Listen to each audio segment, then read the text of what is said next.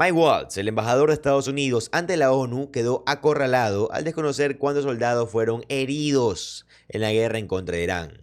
Quédate hasta el final porque un congresista terminó exigiendo su renuncia.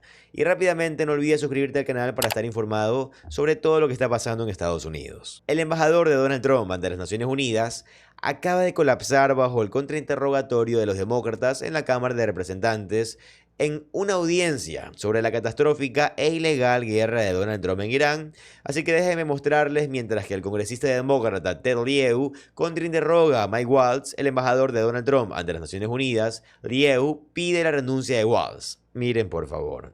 Being exposed to Iranian missiles and missile strikes and drones. You don't even know how many U.S. troops were wounded in this Iran war. Shame on you for not even know basic facts. You are the U.S. ambassador and you don't even know how many U.S. troops were wounded in the Iran war. You got that wrong.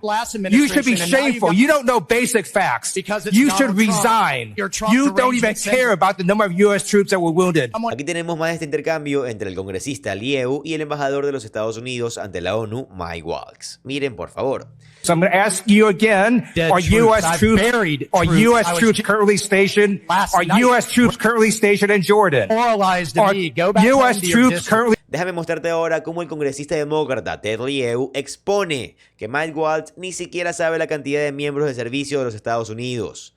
Bueno, miembros que resultaron gravemente heridos. Miren, por favor. Service members are in the Middle East risking their lives in the war with Iran. How many U.S. troops have been wounded in the Iran war? My understanding from the Defense Department's latest numbers is over 100, but about 70% or 90% of those have immediately returned to duty. Okay. That number is wrong. According to the Defense Casualty Analysis System, 482 American troops have been wounded. Now, it's not surprising to me that you did not know the answer to that. The reason you are here today and in your position is because you were fired by the president from your former position as National Security Advisor. You disclosed classified information that harmed American pilots and put them at risk. About me. That's your spin, I guess, for your next campaign commercial. I don't know. Aquí tenemos más de este poderoso contrainterrogatorio. Miren, por favor. How many American troops have been killed in the Iran war? In these ongoing operations, 18. Okay. Now, President Trump has repeatedly stated that Iran's military was obliterated.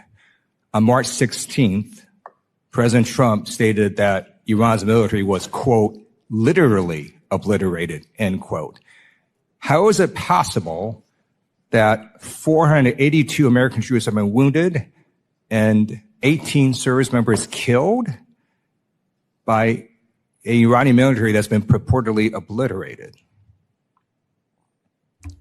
The Iranian Navy, Air Force, air defense system, and industrial capacity have been massively damaged, if not completely ineffective. But this is a state that is trying to reconstitute. This is a regime that is obsessed with a nuclear weapon. And it's a regime that still maintains some missile and drone capability that it's firing on all of its neighbors, including our bases. I think that's a pretty common sense evaluation, but if I need to explain it to you further, I can.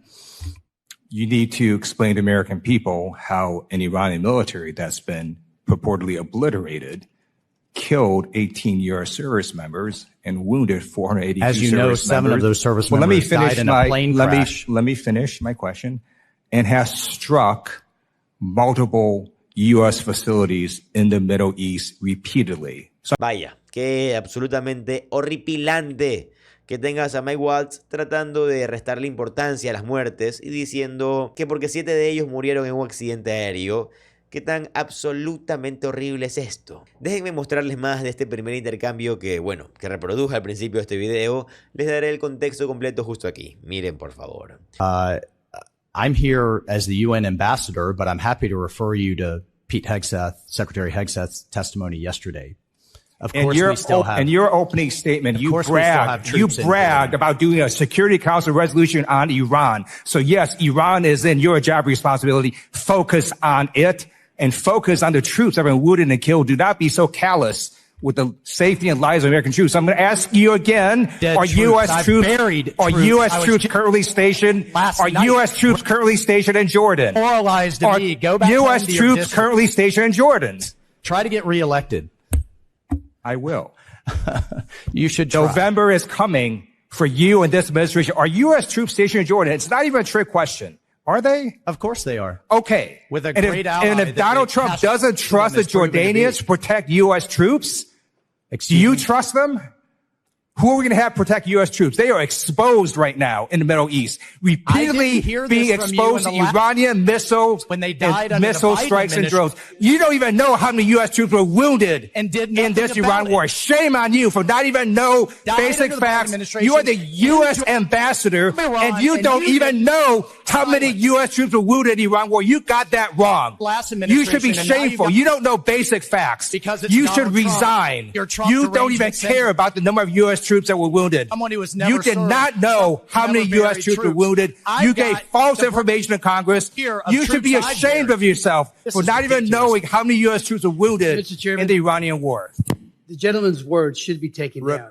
You should not use such derogatory language for the distinguished ambassador. Seriously, I know you're upset, but Nothing you in the bring last dishonor on administration. yourself. Zero. Politics and the worst of it. He lied to Point of Congress. order. He Mr. gave a Chairman. flat-out false number, minimizing the number of U.S. troops wounded in Iran. Mr. Chairman. That's what he did in his first answer to my question. It should be recognized that the ambassador is a Do you have 27-year a point veteran of of the order? military. Thank you. Mr. Smith, do you have a point of order? Tuvimos también a la congresista demócrata McBride contrainterrogando a Mike Waltz. También miren esto de aquí, por favor. Thereof votes, no votes, only send a message to Vladimir Putin that we I are think not President there. Zelensky But has I want to say, repeatedly while been in the you're Oval treating Office, Vladimir not- Putin with not kids' Putin. gloves, you are insulting American allies, including our longstanding ally Denmark, whose soldiers fought and died alongside U.S. soldiers. Have you gotten any positive feedback from your colleagues at the United Nations about the president's desire to seize Greenland? As one of the soldiers who fought alongside Danish soldiers in southern Afghanistan, they're a fantastic ally. At the same time, they were paying very little to zero attention to the Arctic, and they now are. And we are in meaningful negotiations to secure our northern border. I'll take that which as is a no. key You charge haven't of the gotten any president. positive feedback. Thank you. I yield back. They have actually given a lot of positive feedback to the ongoing negotiations, Sure. to answer your question. Sure. Luego, el congresista Olszewski, esto fue lo que tuvo que decir. Miren, por favor. I think it's wrong for elected officials and their families to profit from positions of power. Do I think it's wrong? Just generally speaking? Your personal values, yes, sir. I'm pleased to hear that. So I guess the question then is, how do you square that circle working for a president who just last year made 20,000 stock trades, including companies who benefit from markets that he is actively manipulating, whether that's through announcing ceasefires, reversing course and allowing chip exports, or simply promoting these firms on his social media? How can you say it's wrong but be silent as the president's sons benefit from mining deals paid for by U.S. taxpayers? As one of America's top diplomats, Both as a myself- former member of Congress, does Sure. that not conflict with your values, sir? Well, let's not talk about Congress and the stock trading that I support a that- full ban. that I think it's handles wrong for any member to right trade. here, That and wasn't I- the question, though, sir. I hope to see that bill Should. passed. I'm on the passed discharge petition. Number one. Number two, the And a full president- ban, not the joke that my colleagues are trying The to put forward. president, members of his cabinet have all complied with the Office of Government Ethics, as have myself. We have ethics rules in place. We have an agency that oversees. So you think ethics. it's we all subject ourselves to the Senate and to this office and receive that clearance before we come for confirmation. So And you're then further, okay with the president's stock trades? they're in accordance with transparency and in accordance with the rules of the Congress. We publicly put our finances out there every year in our financial disclosures. So you're comfortable with the president buying stocks in companies like energy before he announces a The ceasefire? president You're is comfortable with the president is complying with the ethics rules as they sit on the books. Bajo el interrogatorio del congresista demócrata Pocan, el embajador ante la ONU, Mike Waltz, admitió que ni siquiera había leído el informe del Departamento de Estado sobre Cuba, pero dice que sabe mucho al respecto porque vivió en Florida. Y aparentemente con esto sabes todo. Miren, por favor. Have you ever been to Cuba? I have not. You have not. Okay. No. Did you get a chance to read the report that came out this week from the State Department on Cuba, 95 pages? I have not read the entire report, but as a native Floridian, I'm familiar with the antics and adversarial Gotcha. But you have actions not of the read the Cuban report. regime. Gotcha. Can you explain to me, on July 7th, there was a vote in the UN to continue debate about the U.S. blockade of Cuba, and we opposed that. We kind of had an embarrassing defeat, 136-9 with 30 abstentions.